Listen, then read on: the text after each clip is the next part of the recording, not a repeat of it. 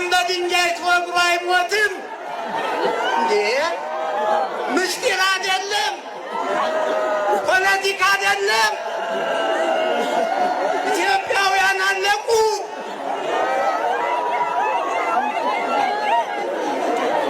እናልቅስበት ደውን አልቅሱ።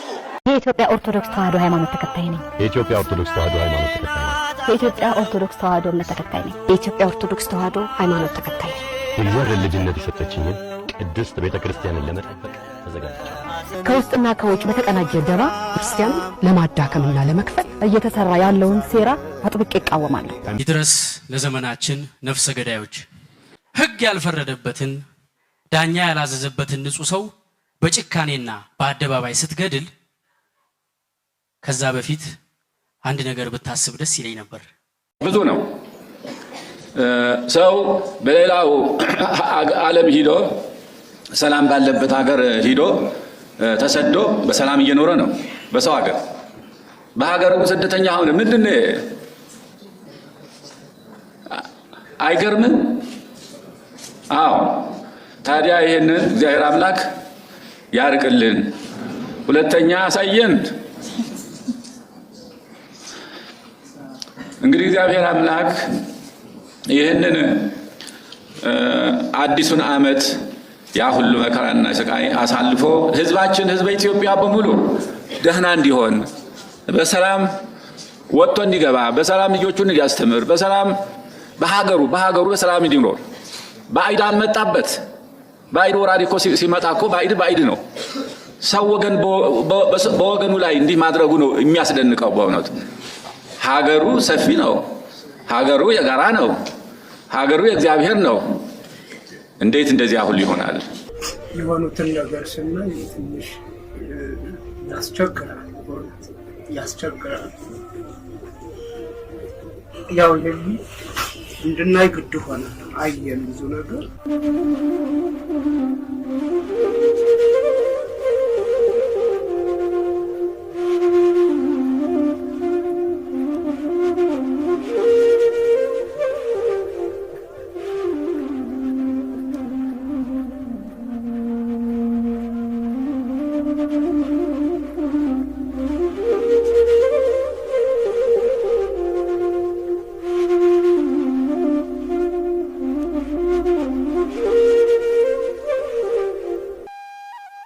ሁላችሁ ወደ እግዚአብሔር ጩሁ። ነግሬያለሁ።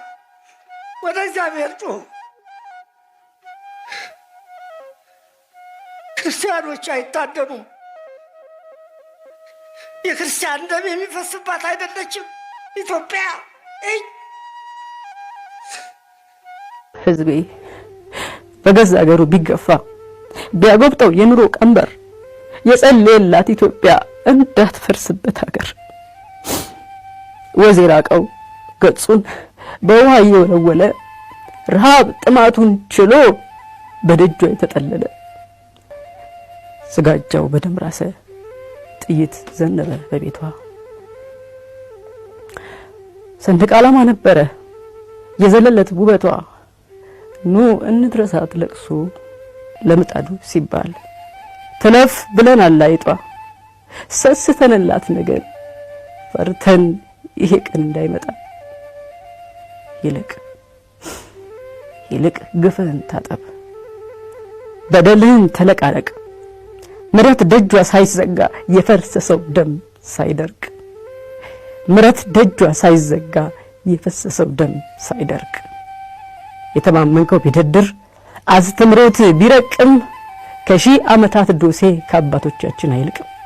የኢትዮጵያ ኦርቶዶክስ ተዋሕዶ ሃይማኖት ተከታይ ነኝ። የኢትዮጵያ ኦርቶዶክስ ተዋሕዶ ሃይማኖት ተከታይ ነኝ። የኢትዮጵያ ኦርቶዶክስ ተዋሕዶ እምነት ተከታይ ነኝ። የኢትዮጵያ ኦርቶዶክስ ተዋሕዶ ሃይማኖት ተከታይ ነኝ። የእግዚአብሔር ልጅነት የሰጠችኝን ቅድስት ቤተክርስቲያንን ለመጠበቅ ተዘጋጅቻለሁ። ከውስጥና ከውጭ በተቀናጀ ደባ ክርስቲያን ለማዳከምና ለመክፈል እየተሰራ ያለውን ሴራ አጥብቄ እቃወማለሁ። ሃይማኖታችን ተከብሮ ያለማንም ጣልቃ ገብነት በራሷ በዝማና ቀንና እየተመራች ክብሯ ከፍ እንዳለ በትላንቱ ማንነቷ ጸንታ እንድትኖር እፈልጋለሁ። የቅዱስ ሲኖዶስን ውሳኔ አከብራለሁ። እናንተም ልጆቿ ቸልተኝነት ይልቅና ነቅተን ቤተክርስቲያንን እንጠብቅ።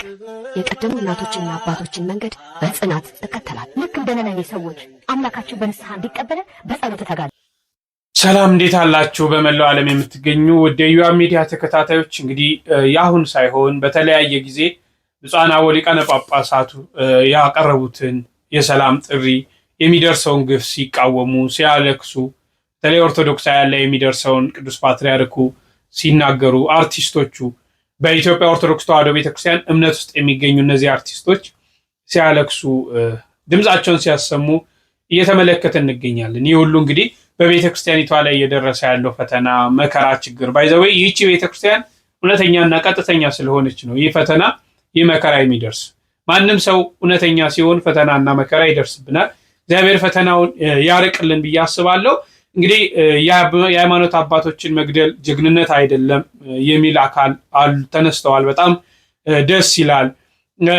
እሸቱ ደግሞ ለገዳዮች ብሎ አሁንም ባይሆን እንግዲህ ገዳዮችን በሙሉ ስለሚመለከት የተጻፈ እንደ መነባንብ ነገር አለ። ያንን እንመለከታለን። እግዚአብሔር ለምንድን ነው ፈተና የሚያበዛብን? ለምንድን ነው እንዲህ ስቃይ?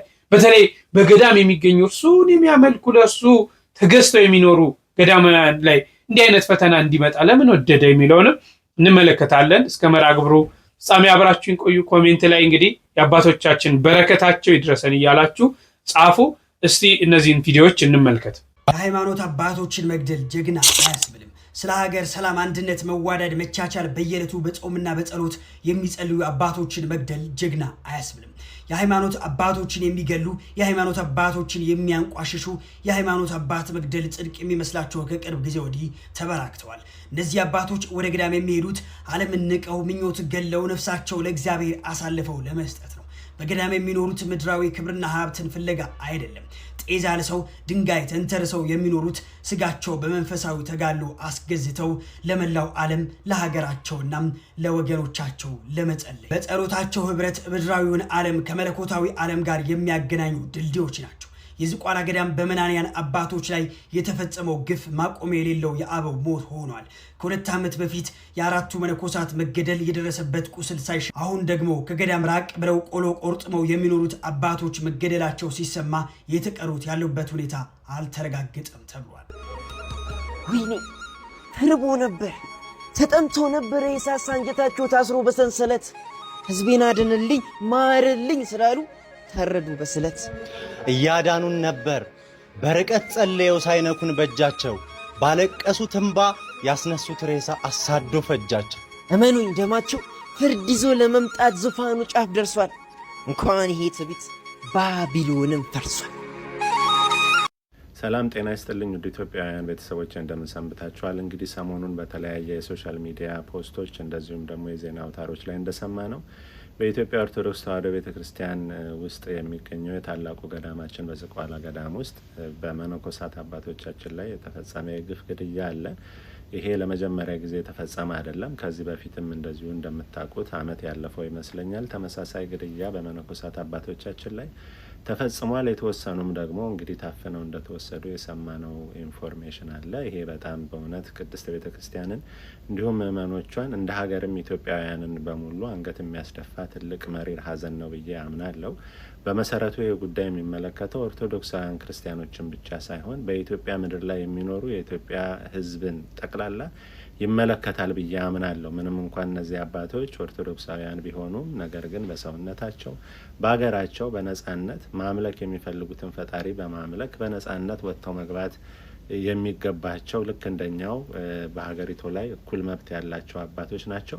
በዛም ላይ ደግሞ ስለ ዓለም ሰላም፣ ስለ ሀገር ሰላም እና ደህንነት ቀን ከሌሊት ሳይታክቱ ራሳቸው ዓለምን ንቀው ነገር ግን ስለ ዓለም ሁሉ የሚጸልዩ መናንያን አባቶች መነኮሳት በመሆናቸው እጅግ በጣም ያሳዝናል። ምክንያቱም እነዚህ ሰዎች ወታደር የላቸውም፣ ጦር የላቸውም፣ በፖለቲካ የተሰማሩ አይደሉም።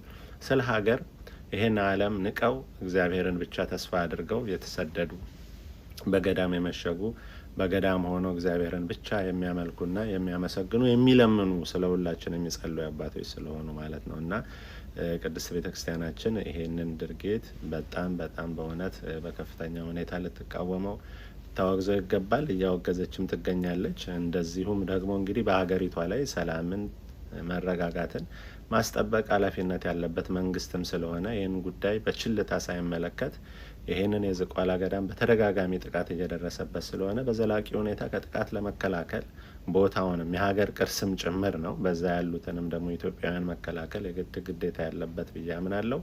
እንደዚሁም ደግሞ በሌላ ቤተ እምነት ያላችሁ ሙስሊሞችን ብትሆኑ ፕሮቴስታንት ወይም እግዚአብሔር የለም የምትሉም ብትሆኑ እንደዚህ አይነቱን የግፍ ድርጊት በጋራ ልናወግዝ ይገባል። ምክንያቱም ዛሬ በኦርቶዶክሳውያን ቤት የደረሰው ሀዘን ነገ በሌሎቻችሁም ቤት ወይም በሌሎቻችሁም ተቋማት ላይ የማይመጣበት የማይደርስበት ምንም ምክንያት የለም ማለት ነው። ስለዚህ ይህን መልእክት ለማስተላለፍ ነው። እንግዲህ ቅድስት ቤተ ክርስቲያን ስለ ዓለም ነው የምትጸልየው። የኢትዮጵያ ኦርቶዶክስ ተዋሕዶ ቤተ ክርስቲያን በቅዳሴዋ፣ በጸሎቷ፣ በማህሌቷ፣ በሰዓታቷ ብቻ ባገኘችው አጋጣሚ ሁሉ ስለ ሀገር ሰላም ትጸልያለች፣ ስለ ዓለም ሰላም ትጸልያለች፣ ስለ ሕዝቡ ደህንነት ትጸልያለች፣ ስለ መሪዎች ትጸልያለች። ብቻ ስለማትጸልይለት አካል የለም እና ይችን ቅድስት ቤተ ክርስቲያን መንከባከብ ለሀገር ሰላምም ለሀገር ደህንነትም ይበጃል ብዬ አምናለሁ እና ይሄንን ብናደርግ ማለት ነው። እንግዲህ በቅዳሴ ላይ ከምናዜመው ከምንጸልየው ጸሎት መካከል እስቲ አንዱን ላስታውሳችሁ። እግዚኦ ሰላም ከሀባ ለሀገር ወጽድቀ ከኒ ለቤተ ክርስቲያን አግርር ጸራ ታሕተ ገሪሃ እቀብ ሕዝባ ወሰራዊታ ለሀገሪትነ ኢትዮጵያ። እንግዲህ እንዲህ እያለች ነው ይቺ ቅድስት ቤተ ክርስቲያን ስለ ዓለም ስለ ሀገር የምትጸልየው። ስለ ሰራዊቷ ትጸልያለች፣ ስለ ሃይማኖቷ ትጸልያለች፣ ሀገር ሰላም እንድታገኝ ስለ መሪዎቿ ስለ ሁሉ ትጸልያለች እና ይችን ቅድስት ቤተ ክርስቲያን በእውነት ልንንከባከባት ልንጠብቃት፣ አባቶቻችንንም ከጥቃት ልንከላከል ይገባል እላለሁ። የሞቱት አባቶቻችን እንግዲህ ወደማይቀረው ዓለም ዘላለማዊ ሕይወት እንደተቀላቀሉ ሰማዕትነትን ተቀብለው ወደ ክርስቶስ ህብረት እንደተጨመሩ ወደ ስላሴ ማህበር እንደተጨመሩ ምንም ጥርጥር የለኝም።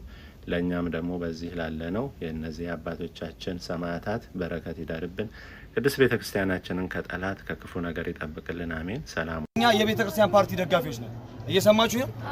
ፓርቲ ከሆነች ማለት ምንም አይነት ፖለቲካዊ አቋም የሌለ ልጆች ነን። ምንም አይነት ነገር የለብንም። አንድና አንድ ጉዳያችን ቤተ ክርስቲያናችን ትከበርልን ነው። አባቶቻችን ይከበሩልን ነው። ሀገር እየተባለች ሀገር እንድትፈርስ አትደረግ ነው። እየሰማችሁ ነው አይደል? እዚህ ውስጥ ከመካከላችን ሀገር አጀንዳ ይዞ የመጣ ሰው ሊኖር ይችላል። ግን ምንም አይነት መከራ እንኳን ብንቀበል ስለ ቅድስት ቤተ ክርስቲያን ስለሆነ በአኮቴት በደስታ ነው የምንቀበለው። ሞትም መሰደድም ግርፋትም እስራትም ቢመጣ ማለት ነው። ዛሬ ካልቆመን እንደዚህ ቆመን ማስቀደስ አንችልም። እመቤታችንን ማክበር አንችልም። ለዘብተኛ እየሆናችሁ ነው ኦርቶዶክሳውያን። ድምጻችንን እናሰማ። አባቶቻችን በፍጹም ተደርጎ በኢትዮጵያ ታሪክ ተደርጎ የማይታወቅ አባት ታግቶ አይታወቅም። በተለይ ጳጳስ ታግቶ አይታወቅም።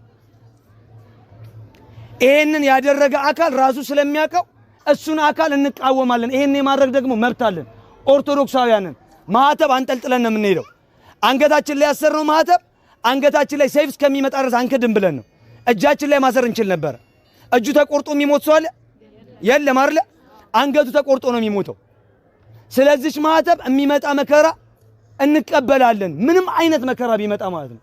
እየሰማችሁኝ ነው ሁላችሁ? እናቶቻችን፣ ሴት እህቶቻችን በተለይ ቸልተኛ አትሁኑ። ቤተ ክርስቲያን ናት። አሁን ቤተ ክርስቲያን ናት። እኛ ከማይጠፋው ዘር ነው የተወለድነው፣ ከክርስቶስ ዘር። ልደት ያገኘነው እኛ በጥምቀታችን ነው።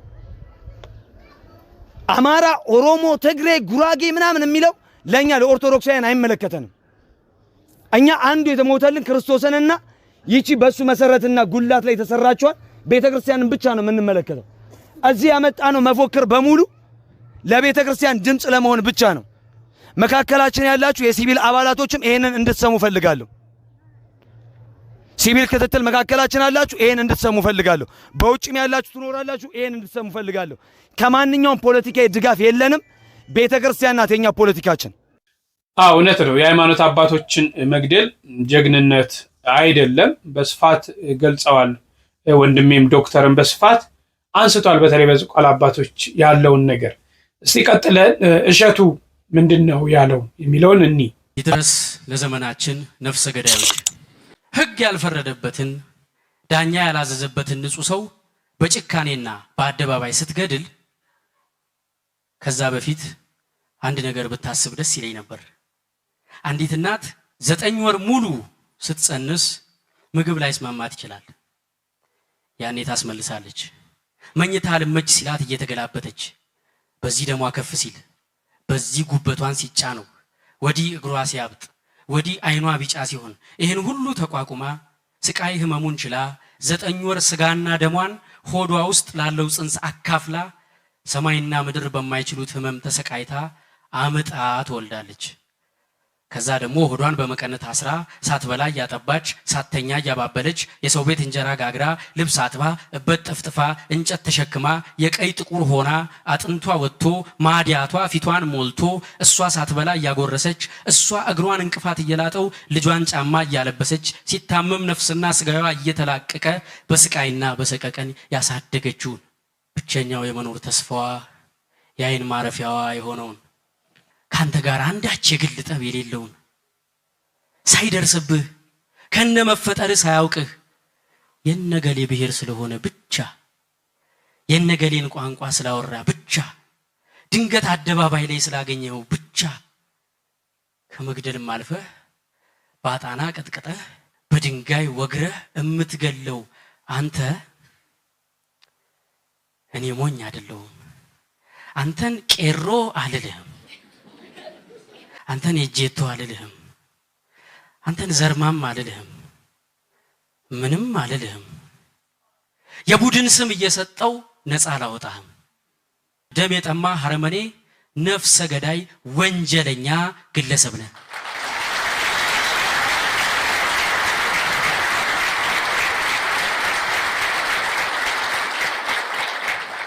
የሚሰነዝር እጅ የሚያስብ ጭንቅላት ያለህ ስምና አድራሻ መኖሪያና ቤተሰብ ያለህ አንተ እርኩስ መንፈስ የሰፈረብህ ነፍሰ ገዳይ ግለሰብ ነህ። እናም እንዲህ ነው የምልህ በጭካኔ ልጇን የገደልክባት የዚህች እናት ሐዘን ይውደቅብህ።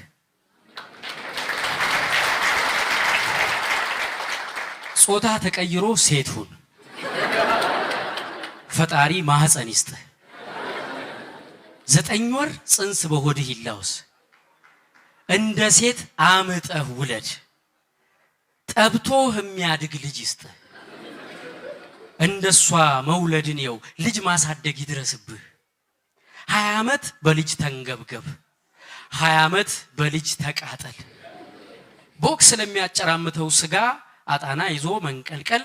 ጥፊ ለሚጥለው ምስኪን በድንጋይ ደብድቦ መግደል ምን ማለት እንደው እንዲገባህ ሌላ ምንም አልልህም። ፈጣሪ አንተን ሴት ያርግህ። ወልደህ አሳድገህ እየው የምዬ ሐዘን ይግጠም።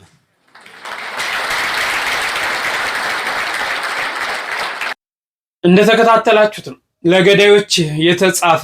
እንግዲህ ገዳይ ለሆነ በሙሉ በተለይ እናት እንዴት አድርጋ ልጅን ወልዳ አሳድጋ በሆዷ ውስጥ በ9 ወር ተሸክማ ከተወለደ በኋላ የምታየውን ስቃይ ያ ሁሉ ስቃይ ታይቶ ሰው ሲገደል በጣም ያሳዝናልና በጣም ጥሩ መልእክት ነው። ባይዘው የተለያየ ጊዜ የሚነገሩ መልእክቶች ዘመኑን እየዋጁ በየጊዜውም ያገለግላሉ። ለምሳሌ እሸቱ ይሄን ያቀረበው ለዛ ዘመንም ቢሆን ዛሬም ላይ እነዚህ ገዳዮች አሉ፣ የሚገሉ አሉ በየሀገሩ በተለያየ ወጥ ለነዚህም አካላቶች ያገለግላል። ጥፋት ስናጠፋ ትላንት ላጠፉት ሲነገር ዛሬ ጥፋት ለሚያጠፉት ያ ነገር ተመሳሳይ የሆነ ነገር ተመሳሳይ ጥፋት ተመሳሳይ የሆኑ ነገሮች ይነገራሉና ለዛ ነው ይሄን ያቀረብኩት። እስቲ አባ ገብረ ኪዳን እግዚአብሔር ለምንድን ነው ፈተናውን የሚያበዛብን? ለምንድን ነው እግዚአብሔር ክፉ ነገር እንዲመጣብን የሚፈቅድ? አይወደንም፣ ይወደናል። አይፈልገንም፣ ይፈልገናል።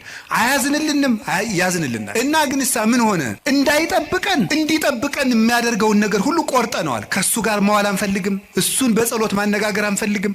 ሕጉን መፈጸም አንፈልግም። በቤቱ መኖር አንፈልግም።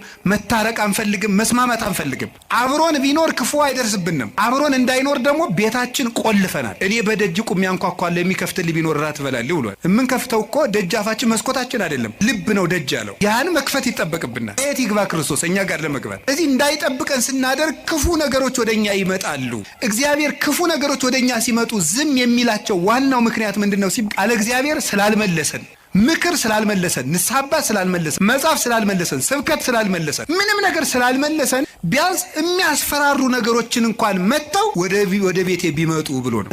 አንድ ጊዜ በኮቪድ ጊዜ አንድ ወረዳ ገጠር ወረዳ ላይ ሄጄ ነበርና መነኮሳት ጓደኞች አሉኝ አባቶች፣ የወረዳው ካቢኔ በሙሉ ንስሐ ገባ። ከነሱ እንደው ሁልጊዜ ኮቪድ በሆነ አልኩኝ እኔ እንደው ካቢኔ ሁሉ ንስሐ እንዲገባ እንደው ኮቪድ ትንሽ ቆየት ባለ ያስብላል በእውነቱ ማለት ነው። አሁን ሰው ይውላችሁ እግዚአብሔር የሚያስፈራሩ ነገሮችን ይልክብን ለዚህ ነው። ሁልጊዜ እንሰበስባለን። ችግር ሲመጣ እግዚኦ ማረነ ክርስቶስ እንላለን። እግዚአብሔር ክፉ ነገሮችን የሚልካቸው ወይም ሰይጣን ክፉ ነገሮችን እንዲያመጣ እግዚአብሔር ዝም የሚለው ለምንድን ነው? ትንሽ ነገሮችን የሚተረኩሰን ገንዘቦቻችን በማሳጣት ዘመድ እንዲሞትብን፣ ጓደኛ እንዲለየን በማድረግ ከሹመት እንዲሻሩ፣ እንድናጣ፣ እንድንዋረድ፣ ኃጢአት ስንሰራ የሚያዋርዱንን ሰዎች በመላክ ሰዎች እንዲደርሱብን በማድረግ በማጋለጥ ኋላ ከምትጋለጥ ዛሬ ባጋለጥ ብሎ የሚያዋርዱ ሰዎችን ጭምር በመላክ እግዚአብሔር እኛን ትንሽ ተርኮስ እያደረገ ወደ ቤቱ ያመጣናል። እንዴት እንደሚወደን ተመልከቱ። ፈተና በመጣብን ጊዜ እግዚአብሔር እንደሚወዳቸው ተመልከቱ። እውነቴን የምንቀረው ጌታ ሆይ ለምንድን ነው እንዲሁ አክስቴም ሳምንት ዕለት ሞተች፣ እናቴ ደግሞ የዛሬ ወር፣ እንደገና ደግሞ የዛሬ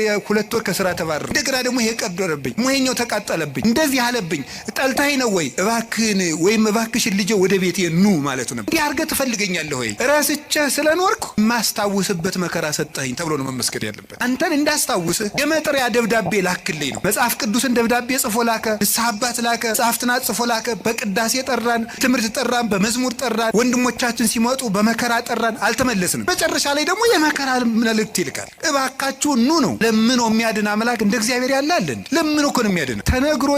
ተነግሮ አልሰማ ያለ ሰውዬ ሳምባ ቲቪ ገብገብ ሲያደርገው የቆረበ ሰውን ያውቃሉ። ተመስገን ነው እንኳን ቲቪ መጣ። እንዲህ እውነቴን እኮ ነው የምነግርህ። ስንት ሰው ነው ስንት አመፀኛ ነው ጸበል እንደምን ሰነበታቸው አማን ነው ሰላም ነው ፒስ ነው የሚለው ሁሉ ጸበል ሲሄድ እግዚአብሔር ይመስገን የሚለው እንዲሁ እግዚአብሔር ማን ይተርኩሰን እንጂ እኔ እውነቴን እኮ ነው የምነግርህ። እግዚአብሔር ማን ይተርኩሰን። ምድር ጠቧችሁ እኮ የምትራመዱት ሁሉ ጸበል ስትሄድ ኩምሽሽ በቃ እንዲሁ ለተቸገረ እንድናዝን አረማመዳችን እንኳን ልክ እንዲኖረው መጠን እንዲያበጅ እግዚአብሔርማ ይተርኩሰን እንጂ ተነግረን ሰምተናል እንዴ? እውነቴን ነው። እዚህ ውስጥ እግዚአብሔር በሚያውቀው እግዚአብሔር ነቅሶ ቢያወጣ ሲቸግራችሁ ወደ ቤተ ክርስቲያን የመጣችሁ ስንቶቻችሁ ናችሁ? ባለትዳሮች ሲጣሉ እኮ ነው ባጋባናቸው በ20 ዓመታቸው እኮ ነው ቤተክርስቲያን የሚመጡ ሲጣሉ ነው። ይኸው ከተጋባን 20 ዓመታችን ነው፣ ምላትን አትሰማኝም፣ ምንም አታዳምጠኝም ማለት ይጀምራል። ማለት 20 ዓመት ጠፍቶ ኖሮ ምናምን መከራውን ነው ተደዝድዞ ነው እዚህ ወዲያ መከራችን ምን ተመስገን ነው እንኳን መጣችሁ። ዋናው መሸም ነጋም መምጣታችሁ ነው። ስለዚህ እግዚአብሔር ሰው ሁሉ ራሱ እንዲጠላ ሊያደርግ ይችላል። እንድንመጣም ከፈለግ እግዚአብሔር ሰው እንዲጠላን አያደርግም። ሰው እንዲጠላን ሰይጣን ሲያደርግ ዝም ይላል። ይሄ እግዚአብሔር እኛን የሚጠራበት መንገድ ነው። በቸርነቱ ወደ ቤቱ ይጥራል። የሁሉንም አውቃለሁ ይላል። ሁላችንም እንላለን እገሌ ያልሆነ እግዚአብሔር እገሌትን ታውቃታላችሁ። አቤት ሲያስቀድስ ማንም አይቀድመውም እኮ እንላለን። ግን ለእነሱ ያልሆነ አይ ቤተ ክርስቲያን እነሱም እንዲህ ነው የሆኑ እንላለን። እግዚአብሔር ግን ይህንን የሚያደርግበት ምክንያት ለኃጢአታቸው ይቅርታ ለማድረግ ነው። እንዲሁ እኮ በኃጢአቴ ነው ይሄን የተቀጣው ማለት ደግሞ በራሱ ትዕቢት ነው። ለምን መሰላችሁ? ለኃጢአቴ ይሄ መከራ ይበቃኛል ማለት ራሱ ትዕቢት ነው። መከራ የምታመጣብን የቸርነትህን ያህል ነው እንጂ ኃጢአታችን ያህል አምጥታ አታውቅም ይላል። የቸርነቱን ያህል እንጂ የኃጢአታችን ያህል መከራ ቢያመጣ በምድር ላይ ቆም የሚችል ሰው የለም። በእውነት ለአባታችን ቃለ ሕይወትን ያሰማልን። አዎ ለምሳሌ ፈተናኛ ከእግዚአብሔር ስለራቀ ነው። የገዳም አባቶች ከእግዚአብሔር ስለራቁ አይደለም። አስተውሉ። የገዳም አባቶች ላይ ፈተና የበዛው ከእግዚአብሔር ርቀውና ሸሽተው አይደለም። እነሱ ለእኛ ወደ እግዚአብሔር ጸሎት የሚያቀርቡልን የሚያማልዱልን፣ ስለኛ ሲሉ ሁል ጊዜ ከአምላካቸው ይቅርታን ይጠይቃሉ። እኛ ግን ከእግዚአብሔር እየራቅን ስለሆነ ወደሱ ጸሎት የሚያቀርቡትን የራሱን ወዳጆች ይሰበስባቸዋል ማለት ነው። ወዳጆቹን እየሰበሰበ ነው እግዚአብሔር። አገልጋዮቹን እየሰበሰበ ነው። ኑ በቃችሁ በእቅፌ ኑሩ እያለ እየሰበሰባቸው ነው። እኔና እናንተ ግን እዚህ ፈተና ይበዛብናል። ከእግዚአብሔር ርቀናል። ክፋት፣ ዘረኝነት፣ ምቀኝነት፣ ተንኮሉ እግዚአብሔርን መገዳደርማ ደርሰናል። ዛሬ እኮ ፈጣሪ እንደሌለ ሁሉ እየተነገረ ነው። እንደሌለ ምሰራው ቪዲዮ አለ። በተለይ ፌሚኒስት ብሎ የመጣ ነገር ከሃይማኖት በተለይ ሴቶችን ከሃይማኖት እንዴት ማውጣት ሌላውን ህብረተሰብ ከሃይማኖት ለማውጣት የሚሰሩ ስራዎችን እናያለን። በእኛው ሰዎች እየተደረገ ስለሆነ ማለት። ስለዚህ እግዚአብሔር ፈተና እኛ ለሚያበዛው እነዚህ እኛ ከሱ ልቀናል የሱ ማደሪያ ብንሆን የሱ በስርዓት በህግና በትእዛዙ የምንሄድ ብንሆን በደል ባንበድል እግዚአብሔር ማደሪያ ብንሆን እንደዚህ አይነት ፈተና ይደርስብናል። ስለዚህ ለኛ የሚለምኑትንም እኛ ከሱ ስለራቅን እነሱን እየሰበሰበን ቅዱሳን ናቸው እነሱ እረፍታቸው ደስታቸው። ስለዚህ ወደ እግዚአብሔር እንቅረብ። እንደው በቻልን አቅም ውስጣችን ያሉ ክፋቶችን ምቀኝነቶች ካሉ እናስወግድ ለማለት ነው። የአባቶቻችን በረከታቸው ረድኤታቸው ጥርጥር የሌለባት ንጽሕት ቅድስት ተዋሕዶ እምነታቸው ከሁላችን ጋር ትሁን። በረከታቸው ይድረሰን። ሁላችሁም በረከታቸው ይድረሰን ሳትሉ እንዳታልፉ። በሌላ ጊዜ እስክንገናኝ ቸርን ሰንብት።